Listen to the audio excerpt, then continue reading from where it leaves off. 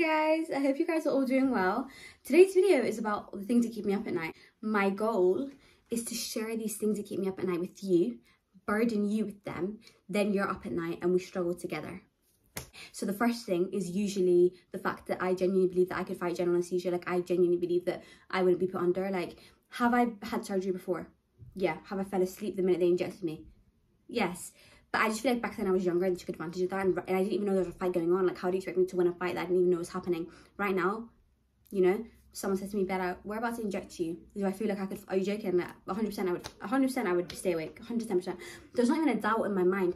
And I have an endoscopy soon, and I'm hoping obviously that all is well. If all is not well and I need surgery, I will report back. I'm scared about how often I think about this because I feel like I'm manifesting like a bad thing to happen to me. I'm not looking for anything, all right? I'm not trying to manifest anything bad into my life. But if the opportunity, if I was put in this predicament, I feel like I would come out on top.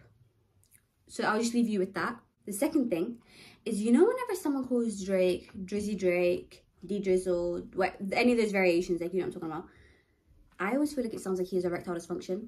I remember thinking, what? And you'd be right in thinking so. I genuinely believe it's like, here's my logic. Here's the logic that I'm using. I feel like if a boy called Drake went to a British high school and somebody caught wind of the fact he had erectile dysfunction, they would start calling him Drizzy Drake. There's something about Drizzy, Dribble, D that makes me think he doesn't have full control of his genitalia. Now that I've put that out there, we're going to swiftly move on before this starts to get a bit too weird. Next thing that usually keeps me up at night is, there was this one year where, like, after the summer, we were in English and the teacher was like, oh, how was everybody's summer break? We were like, good. She goes, I'm going to go around the whole class. Everybody has to tell me different words.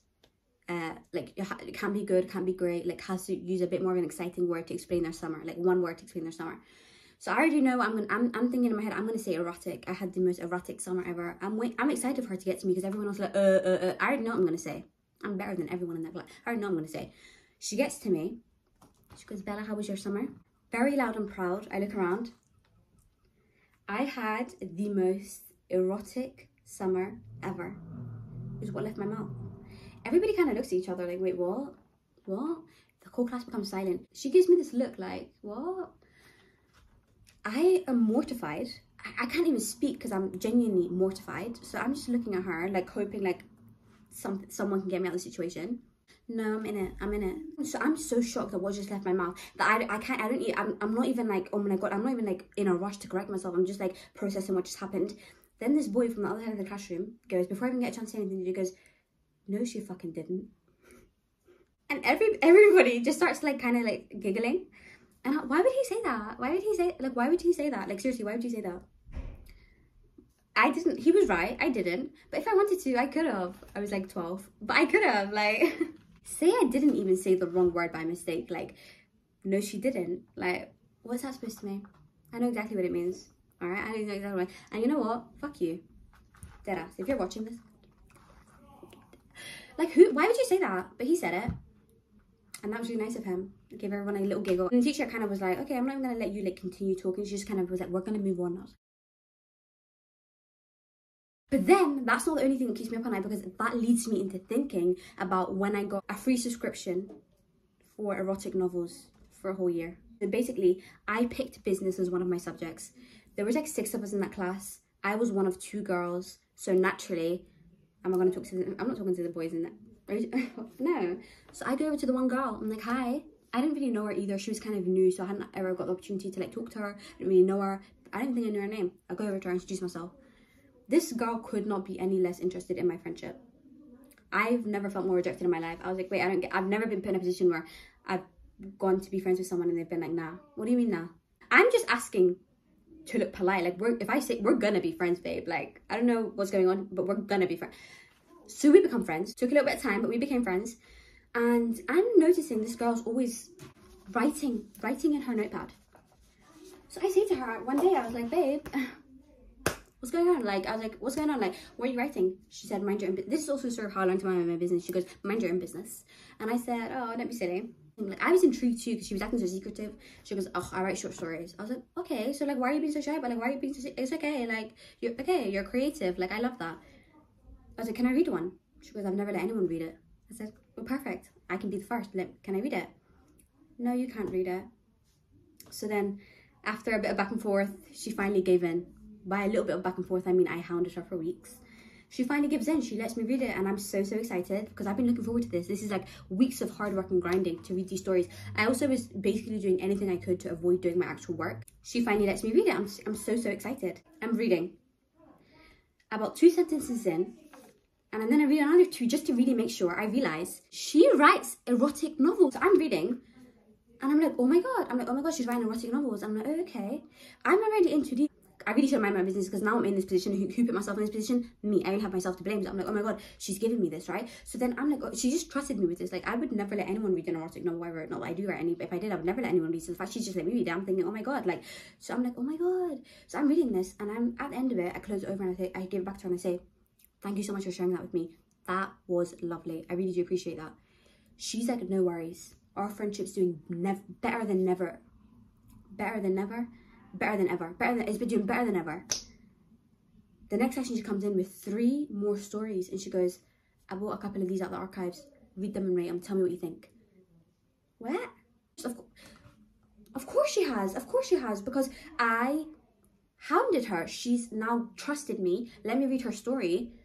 I'm the first person she's ever confided in. She now feels comfortable around me. She obviously wants feedback on her work. Who else is she going to go to? And who? Me. I've put myself in this position. Why am I acting so confused? I put myself in this position. So she's bringing them in for me, and I can't start saying no now. And also, I'm not complaining either. She was very good at her job, because I could imagine those scenes. Like, wow. They were very visually stimulating. I don't even know what that means. Anyways, I'm reading her stories. I'm having the time of my life. I'm kidding. I'm having a good time. I'm not gonna lie to you guys. It was better than whatever was going on. I'm reading her stories. I'm a little bit startled. I'm not gonna lie. I did make a pact with myself after that situation. I was like, if someone tells me no, that's it. I'm never pressing the matter further. Anyway, so I'm reading these stories, and yeah, a whole year I'm giving her my feedback, telling her what I think. That went on for the rest of the year. She ended up leaving school at the end of that school year. I hope she's doing well, whatever she decided to pursue. I hope she's happy. I think I saw on social media she's in London now. So London, watch out. You've got a bad girl on your hands. I mean, these were just vivid and filthy. She should put these out there. She really should. I mean, she was a great sport in the end. So yeah, no, I wish her well. But that's what it... So whenever I'm thinking about that really cringe situation from English, it kind of leads me into thinking about this situation. And then I can't sleep. It really was our secret. It kind of felt like we were having an affair. We weren't. The fourth thing that usually keeps me up at night is the fact that I would love to go on a date. When I say I want to go on a date, I don't actually mean it. I feel like I've got such good chat, and I would love to put it to the test, and you might be like thinking, oh, that's great. Like, who told you have good chat? No one. This delusion and this level of delusion and confidence is genuinely baseless. Like, there's no fun. I don't know where. I don't know why. It's just there.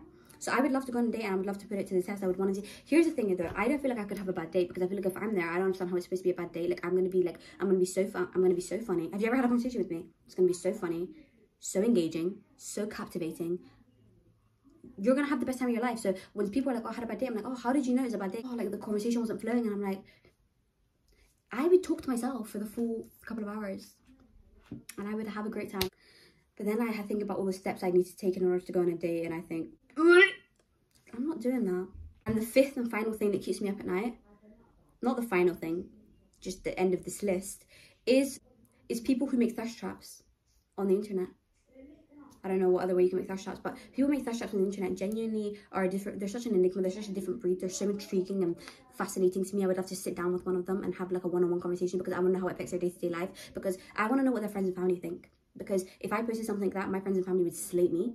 Second of all, I want to know, because I know TikTok's not your full-time job. I know it's not your full-time job, all right? You're a grown man who's spitting and grinding and thirsting on the internet. I want to know what your full-time job is. So now, maybe you're a student. What do your classmates think? What do your colleagues think? They're having a field day with it. I'm telling you, right? They're having a field day, you know? So I want to know what they're thinking. You know, the level of confidence I never wish to obtain is those that make thirst traps on the internet, and then someone comments, this is so cringe, this is so disgusting, delete this is so embarrassing, and they keep it up, and they keep the comment there. Because, are you joking? if I made a thirst trap, if I put myself out in that kind of way, if I put this effort in and put myself out there, and every single comment wasn't like, she's so fit, I want to, like, I want her, like, if everybody wasn't, do you know what I mean? Like, you're so amazing. Not only am I deleting the TikTok, deleting my profile, deleting every single social media platform I have, I'm moving on to myself, because there's no way, babe. Are you joking?